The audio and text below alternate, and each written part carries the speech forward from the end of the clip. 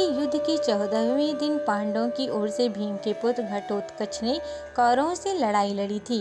घटोत्कच एक राक्षस था और राक्षस रात्र के समय युद्ध ज्यादा करते थे। घटोत्कच रावण के समान मायावी था, वह अंतर्ध्यान भी हो जाता था। उसके पास तरह तरह के घातक हथियार थे और वह खुद ही अपनी राक्षसी सेना प्रकट कर लेता था।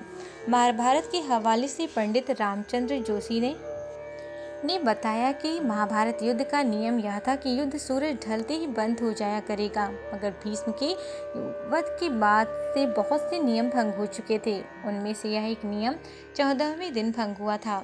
उस रोज युद्ध सूर्यास्त के बाद भी आधी रात तक चलता रहा। उस युद्ध की बड़ी वजह स्वयं श्री कृष्ण की माया थी। दरअसल भीष्म वध 10वें दिन हुआ था और 11वें दिन कर्ण युद्धभूमि में कौरवों की ओर से लड़ने पहुंचे।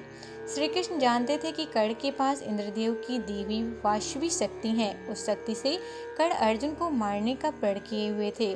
उस शक्ति का तोड़ अर्जुन समेत किसी भी योद्धा के पास नहीं था। इसीलिए श्री कृष्ण ने उस शक्ति को किसी अन्य योद्धा पर छुड़वाने का निश्चय किया।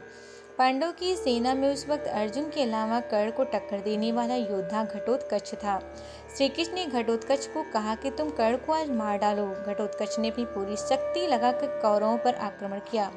घटोत्कच की मार से कौरव सेना में त्राही त्राही मच गई। कौरव पक्ष का कोई भी महारथी घटोत्कच को नहीं मार सका। उस समय सेनापति द्रोणाचार्य थे, वे भी घटोत्कच को पराजित नहीं कर पाए। दुर्योधन ने तब कर्ण को कहा कि वह किसी भी तरह घटोत्कच को मार भगाए।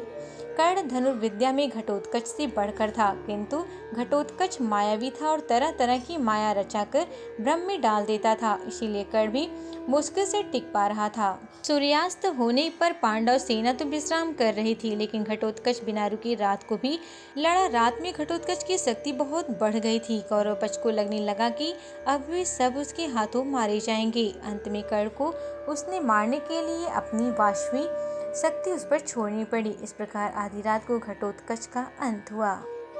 Subscribe to our YouTube channel and press the bell icon to get the latest updates.